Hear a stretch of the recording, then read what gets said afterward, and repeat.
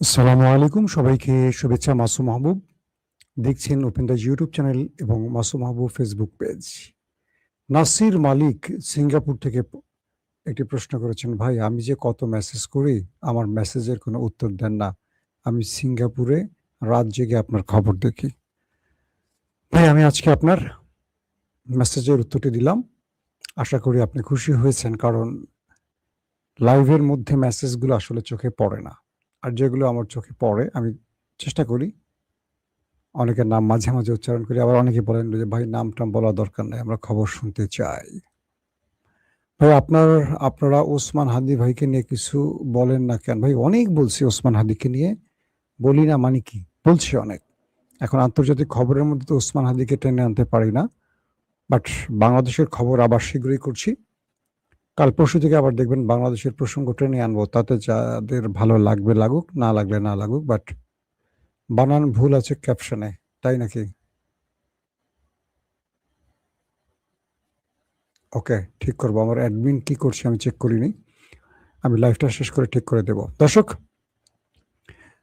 গুরুত্বপূর্ণ খবরগুলোর মধ্যে আরব আমিরাতে ইরান আবারও আক্রমণ করেছে। এটা আরব আমিরাত দাবি করেছে। মিশরের রাষ্ট্রপ্রধান সিসি আরব আমিরাতকে সারপ্রাইজ দিলেন। আবার আরব আমিরাত ইসরায়েলের সাথে গোপনে প্রেম অব্যাহত রেখেছে। আরব আমিরাত প্রসঙ্গে ইরান কি বলেছে আজকের খবরে বলবো। পাশাপাশি ডোনাল্ড ট্রাম্প আবারও ইরানকে হুমকি দিলেন, খেয়ে ফেলবেন, ভেঙে দিবেন, চুরমার করে দিবেন, বোম্বিং করে উড়িয়ে দিবেন, ব্লা ব্লা ব্লা। কমলা হ্যারিস কি বলেছেন ট্রাম্প সম্পর্কে সেটা বলবো। আব্বাস আরাগচি দুর্দান্ত একটি স্টেটমেন্ট দিলেন। সবকিছু মিলিয়ে আজকে ইরান আমেরিকার একদম লেটেস্ট আপডেট খবরগুলো আপনাদের দেবার চেষ্টা করছি। আসেন, মার্কিন প্রেসিডেন্ট ডোনাল্ড ট্রাম্প তিনি ইরানকে আবারও হুমকি দিলেন। বললেন, ইরান যদি সমঝোতার পথে না হাঁটে, ইরান পুরো ইরানকে নিউক্লিয়ার অ্যাটাক হলে যে অবস্থাটা তৈরি হয়, ঠিক এরকম একটি অবস্থার বর্ণনা দিয়ে বলেছেন পুরো ইরানকে ছাই করে ফেলা হবে। নিউক্লিয়ার অ্যাটাক হলে আসলে কি হয়, ঠিক ওইরকমই একটি আভাস দিলেন। তার মানে ডোনাল্ড ট্রাম্প কত 12 থেকে 13 দফা ডেডলাইন এবং হুমকি ইরানকে দিল। তিনি প্রতিদিন একবার করে ইরানকে হুমকি না দিলে তার টয়লেট ঠিক মতো হয় না। এই তথ্যটি কোন একটা গোয়েন্দা সংস্থা বোধহয় দিয়েছিল নাকি? সেই গোয়েন্দা সংস্থার নাম কি? বাংলাদেশ আওয়ামী লীগ। বলা হচ্ছে যে তিনি নতুন করে আবারও ইরানকে হুমকি দিয়েছেন। অথচ কালকে রাতে ইরানের সাথে যখন আমেরিকা লড়াইটা হলো, ডোনাল্ড ট্রাম্প বললেন যে এটা আমাদের যুদ্ধবিরতির কোনো সমস্যা হবে না, আমাদের ভালোবাসার কিছু ধাক্কা এদিক ওদিক থেকে আসতেই পারে। তার মানে ডোনাল্ড ট্রাম্প ইরানের সাথে লড়তে চান না, কিন্তু লড়তে চায় কোনো একটা গোষ্ঠী চায়। ট্রাম্প চায় না, ইসরায়েল চায় বা আরো কেউ চায়, কিছু তথ্য বুঝতে পারবেন। কমলা হ্যারিস মার্কিন প্রেসিডেন্টের বিপরীতে দাঁড়িয়েছিল, মনে আছে? তো তিনি বলেছেন ট্রাম্প, অনেকেই মনে করেন তিনি পাগল, অসুস্থ কিংবা একটু কি বলে এটাকে বেকুব প্রকৃতির। না, ট্রাম্প একজন ভয়ঙ্কর ব্যক্তি। কে বলছে? কমলা হ্যারিস। ট্রাম্প একজন ভয়ঙ্কর ব্যক্তি। তাকে কেউ বেকুব, পাগল বা টপিটিক ভেবে ভুল করবেন না। তিনি এই রাষ্ট্রের জন্য অনেক বড় বিপদ, এবং ট্রাম্পের নীতির জন্য আমাদের যারা বন্ধু ছিল যুগের পর যুগ ধরে, সেই বন্ধুরা আমাদের পাশে নেই। আমাদের মিত্ররা আমাদের এখন আর বিশ্বাস করছে না, আমাদের অবিশ্বাস করছে। তারা আমেরিকার ডাকে কেউ পাশে আসছে না। এই সব কুকর্ম, কুকাণ্ড ট্রাম্প করেছে। তার কারণে আজ আমেরিকা একা হয়ে পড়েছে, যেটা আমেরিকার কি বলবো 250 বছরের ইতিহাসে এরকম ঘটনা খুব কম ঘটেছে। কমলা হ্যারিসের এই বক্তব্যটি আমার কাছে খুব যৌক্তিক মনে হচ্ছে। ট্রাম্প প্রতিদিন বিনোদন দেওয়ার জন্য ট্রুথ সোশ্যালে যাই বলুক, তিনি কিন্তু পাক্কা খেলোয়াড়। কারণ মার্কিন প্রেসিডেন্ট হওয়ার দৌড়ে তিনি শুধু বিজয়ী হননি, তিনি রিপাবলিকান শিবিরেও লড়াই করেছেন। তবে সাম্প্রতিক সময় কয়েকটি জরিপে দেখা গেছে রিপাবলিকানদের মধ্যে তার জনপ্রিয়তা 30% চলে আসছে। অর্থাৎ এটা ফুল আমেরিকার জরিপ বাদ দেই, শুধু রিপাবলিক যে দল থেকে ট্রাম্প প্রেসিডেন্ট হয়েছেন সেই দলের মধ্যে তার জনপ্রিয়তা 70% গায়েব হয়ে গেছে। তাহলে মূল অ্যাভারেজ যদি পাকিস্তানিদের হিসেব করি, মধ্যবর্তী নির্বাচনে ট্রাম্প একটা বড় রকম মূলা পাবেন আশা করা যাচ্ছে। দর্শক, আসছি 2 নম্বর খবরে। ইরানের পররাষ্ট্রমন্ত্রী খুব গুরুত্বপূর্ণ একটি কথা বলেছেন, আব্বাস আরাগচি। তিনি বলেছেন, যখনই ইরান একটি শান্তির দিকে এগুতে শুরু করে, যখনই পৃথিবী বা বিশ্ব একটি সুন্দর সমাধানের দিকে এগুতে চেষ্টা করে, তখনই আমেরিকা হঠাৎ করে আক্রমণ করে বসে। আব্বাস আরাগচি বলছেন, যখনই আমরা আলোচনার মাধ্যমে একটি টেকসই সমাধানের দিকে এগোই অথবা শান্তির জন্য এগোই, যখন সমাধান খুঁজে বের করার পথে হাঁটি, তখন দেখি আমেরিকা হঠাৎ করে একটি আক্রমণ করে সবকিছু ভেস্তে দেয়। কাল রাতে সেই ঘটনাটি ঘটেছে। আমেরিকা হুট করে ইরানের মধ্যে ঢোকে এবং ইরানের কি বলবো বন্দর আব্বাস পর্যন্ত প্রায় চলে আসে। এরপর ইরানের উপর আক্রমণ করে, ইরান পাল্টা অ্যাটাক করে। কালকে রাতে যে খবর পেলাম সেখানে হলো কেশম বন্দর এবং বন্দর আব্বাস, এখানে আমেরিকা প্রথমে ব্যাপক অ্যাটাক করে এবং বলা হয় যে ইরানের কিছু কার্গো জাহাজ আটক করে নিয়ে যায় আমেরিকা। এরপর বাহমান পিয়ারে, ইরানের একটি অঞ্চল, সেখানেও বড় রকম শব্দ শোনা যায়। ইরানের এই যে কটা জায়গার নাম বললাম, কেশম বন্দর, বন্দর আব্বাস এবং বাহমান পিয়ারে, মার্কিন যুক্তরাষ্ট্রের শক্তিশালী বোম্বিং, সেটা যুদ্ধ বিমান এবং মিসাইলের মাধ্যমে এটি রেকর্ড করা হয়েছে। এবং ইরানের এখন পর্যন্ত ক্ষয়ক্ষতির পরিমাণ বলা হয়নি, বলছে যে প্রচন্ড শব্দে বিস্ফোরণ হয়েছে। এর পাল্টা জবাব দিয়েছে আবার ইরান আমেরিকাকে শক্ত জবাব দেওয়ার পর আমেরিকা দ্রুত তার যুদ্ধ বিমান নিয়ে পালিয়ে যায়। মার্কিন 3টি যুদ্ধ বিমানে ইরান পাল্টা হামলা করে। এরপর রাতে এবং সকালে, শুক্রবার সকালে, আজকে তো বাংলাদেশের শুক্রবার, তো 8 তারিখ, আজকে কিন্তু 8 মে, তো সকালবেলা ইরান শুধু আমেরিকা নয়, দুবাই আন্তর্জাতিক বিমানবন্দর সহ দুবাইয়ের মানে আরব আমিরাতের কয়েকটি স্থানে মিসাইল এবং ড্রোনের অ্যাটাক চালায়। এ ব্যাপারে ইরান কোনো মন্তব্য করেনি, কিন্তু আরব আমিরাতের যেই প্রতিরক্ষা দফতর, সেখান থেকে স্টেটমেন্ট দেওয়া হয়েছে যে ইরান আরব আমিরাতে ব্যাপক অ্যাটাক করেছে ড্রোন এবং মিসাইলের মাধ্যমে। দর্শক, আরব আমিরাতকে নিয়ে অনেক লম্বা একটা খবর আছে। তার আগে বলি, আরব আমিরাতের প্রেসিডেন্ট বা রাষ্ট্রপ্রধান, প্রেসিডেন্ট তো না, ওদের রাষ্ট্রপ্রধান যেটা কি বলে, তো এমবিজেড মোহাম্মদ বিন জায়েদ, তার সাথে নেতানিয়াহু টেলিফোনে আলাপ হয়েছে এবং বলা হচ্ছে যে দুজনের মধ্যে বেশ কঠিন একটা সমঝোতা, শুধু না, ইরানকে মোকাবেলায় একটা বড় পরিকল্পনা তৈরি হচ্ছে আরব আমিরাত এবং ইসরায়েলের মধ্যে। মিশরের president Abdul Fattah al CC, তিনি এসেছিলেন আরব আমিরাতে এবং একটা যুদ্ধ বিমানের বহর নিয়ে এসছেন। আরব আমিরাতকে রক্ষায় মিশর কাজ করবে এবং আরব আমিরাতের পাশে থাকবে এমন ঘোষণা শুধু দেননি, আরব আমিরাত মিশরের ভূখণ্ড রক্ষার যত রকম সিদ্ধান্ত নিয়ে সব নেবে। প্রশ্ন হলো, ইসরায়েলের মিত্র আরব আমিরাতকে রক্ষায় মিশরের এত প্রেম, ফিলিস্তিন ইস্যুতে আমরা রাফার সীমান্তটা খুলতে দেখিনি। যখন ইসরায়েল ফিলিস্তিনিদের মারছে, তারা যারা নিরীহ নারী পুরুষ পালিয়ে রাফা দিয়ে মিশরে ঢোকার চেষ্টা করে, সেখানে আটকে রাখে এবং সেখানে বোম্বিংয়ে প্রচুর ফিলিস্তিনিরা প্রাণ হারায়। ব্রাদারহুডের প্রধান ডক্টর মুরসিকে পতন ঘটিয়ে সেনাপ্রধান Abdul Fattah al CC America এবং ইসরায়েলকে বেশ খুশিতে রাখে। অর্থাৎ এই কাজটি করে সৌদি আরব, আরব আমিরাত, ইসরায়েল, আমেরিকা মিলে। অর্থাৎ মিশরের সিসি সরকার বসে মুরসিকে সরিয়ে, কারণ সিসি সরকার ইসরায়েল কি বলে, মুরসি সরকার ছিল ইরানের বন্ধু, তুরস্কের বন্ধু, ফিলিস্তিনের বন্ধু, অর্থাৎ নির্যাতিত মুসলমানদের বন্ধু, এবং ইসরায়েল তাকে কোনোভাবে সহ্য করেনি। একটি গণতান্ত্রিক সরকারকে সরিয়ে দিয়ে সিসি এখনো ক্ষমতায় বসে আছে। এখন আমেরিকার কোনো হেডেকে লাগে না।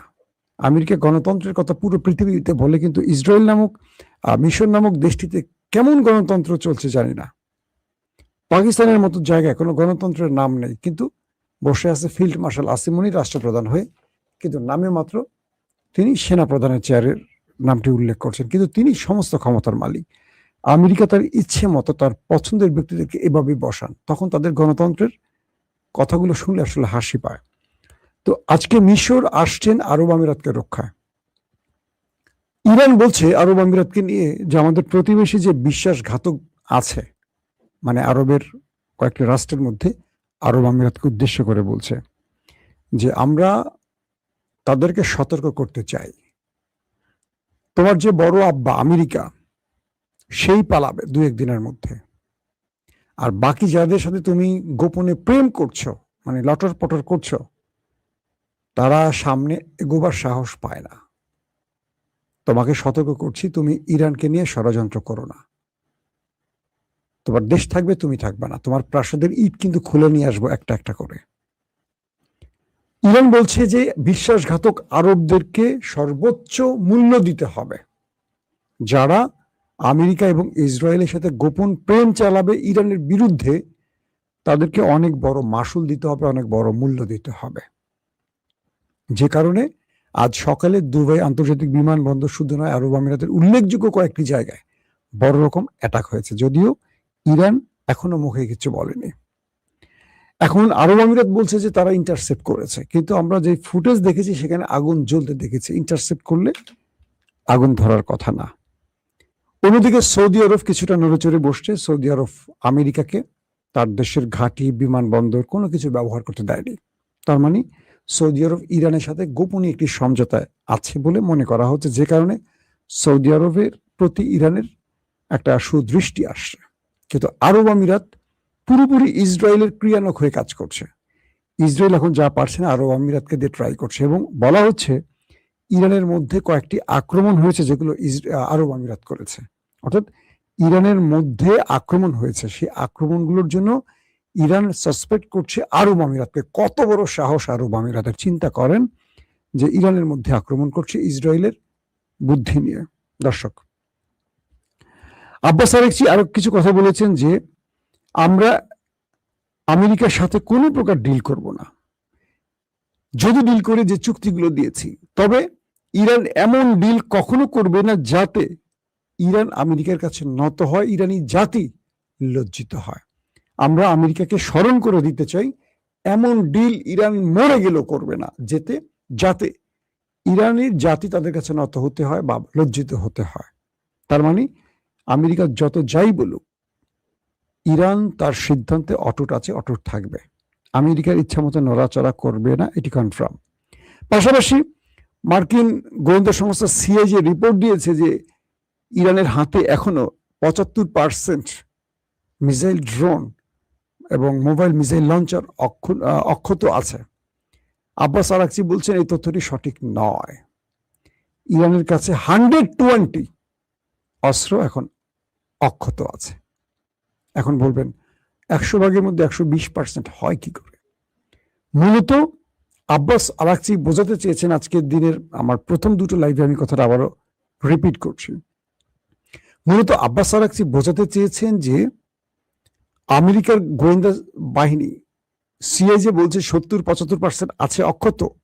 বিষয়টা তা না। ইরানের যুদ্ধ চলাকালীন সময় তো তারা অস্ত্র ব্যবহার করেছে, শুধু তাই নয়, এর মধ্যে দিনরাত ইরান তার মিসাইল, ড্রোন বা আদার্স অস্ত্র তৈরিতে মনোনিবেশ করেছে, এবং এই যুদ্ধ বিরতির মধ্যে ইরান ফুল দমে অস্ত্র বানাচ্ছে। তার মানে ইরানের যে 100% অস্ত্র ছিল তার মধ্যে ইরান ধরেন 30% ব্যবহার করেছে। 30% শুধু ব্যবহার করছে, সেটি মার্কিন গোয়েন্দারা তথ্য দিচ্ছে, কিন্তু ইরান এরই মধ্যে আরো 50% তৈরি করছে। তার মানে 120। 30% হলে হয় 100, আরো 20 মানে কি 50। অর্থাৎ ইরান যে পরিমাণ অস্ত্র ব্যবহার করছে তার চেয়ে দ্বিগুণ হারে তারা এখন তৈরি করে মজুত করছে, কারণ সামনে বড় লড়াইতে ইরান শত্রুকে শক্ত জবাব দেবে।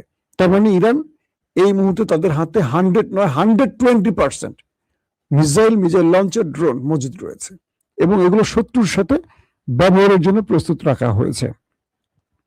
দর্শক, হরমুজে গতকালকে রাতে যা কিছু হয়েছে এখানে অধিকাংশ ক্ষেত্রে বিশ্লেষকরা বলছেন যে ইরানের লাভটা বেশি হয়েছে, কারণ ইরান আমেরিকা যখন গোপনে প্রবেশের চেষ্টা করে, ইরানের বাহিনী যখন আমেরিকাকে শক্ত জবাব দেয়, মিসাইল এবং ড্রোনের মাধ্যমে হিট করে আমেরিকান যুদ্ধ জাহাজ, এবং আমেরিকা যখন পালিয়ে যায়, তখন আমেরিকার মিত্ররা এটুকু বুঝতে পারছে যে আমেরিকার আশ্বাসে আমরা যদি হরমুজ ত্যাগ করতে যাই ইরানের বিরুদ্ধে দাঁড়িয়ে, তাহলে ইরান কি করতে পারে। আজকে বারবারুসের দুটো জাহাজকে আটকে দিয়েছে আর কি ইরান।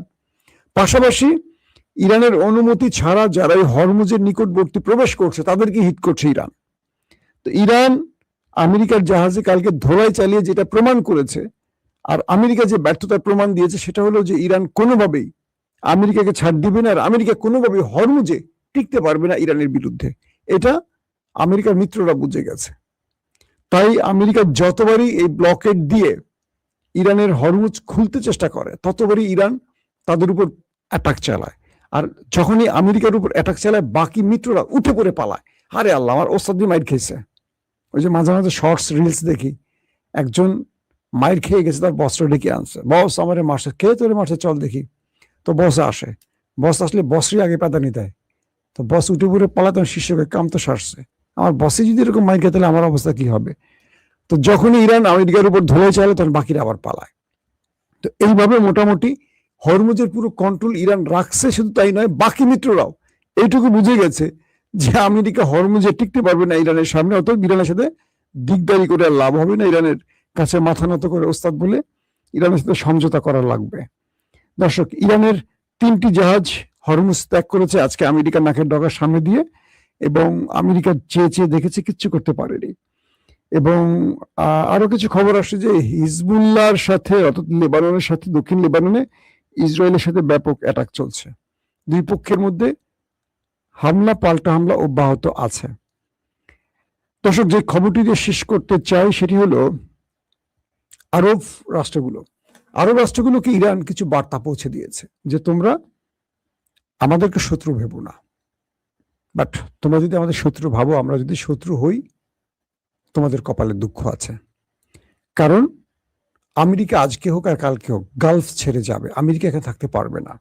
আমেরিকা আফগানে থাকতে পারে নাই, আমেরিকা ইরানের নাকের ডগায় থাকবে কি করে? কারণ আমেরিকাকে এই অঞ্চল থেকে সরে যেতে শর্ত দিয়ে ফেলছে ইরান।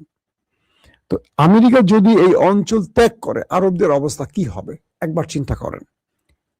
তো এই জন্য ইরান বলছে যে তোমরা আমার শত্রুদের সাথে গোপনে এমন কিছু করো না যেটা ইরান আগামী দিন তোমাকে টার্গেটে পরিণত করে। তো আরব আমিরাত এবং ইসরায়েল বারবারই ট্রাম্পকে বা আমেরিকাকে যুদ্ধে টেনে আনার চেষ্টা করছে, এটা মোটামুটি প্রমাণিত হয়ে গেছে।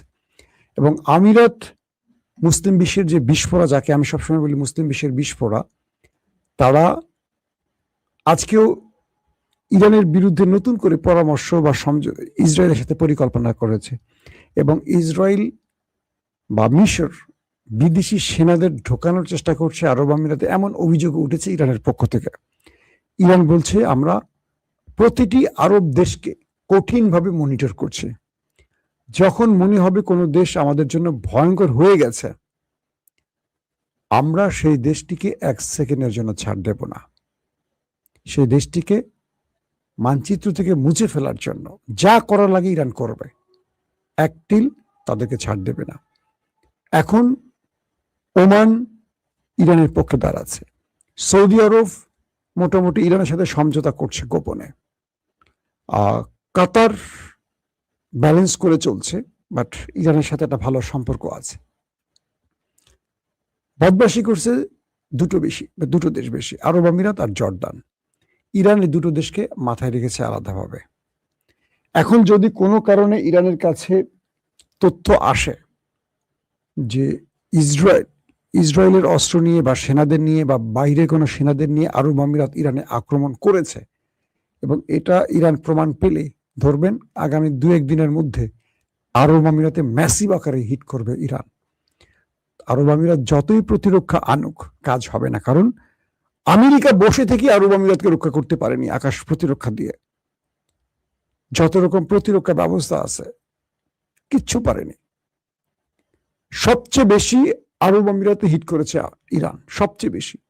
এবার যদি কোনো কারণে মিস অ্যাডভেঞ্চার হয়, আরব আমিরাতের বুর্জ খলিফা মলিফা থাকবে না, খলিফার বাসস্থান থাকবে না, প্রত্যেকটা ইট নড়বড়ে করে ফেলবে ইরান। এই ঘোষণা ইরান দিয়ে ফেলেছে।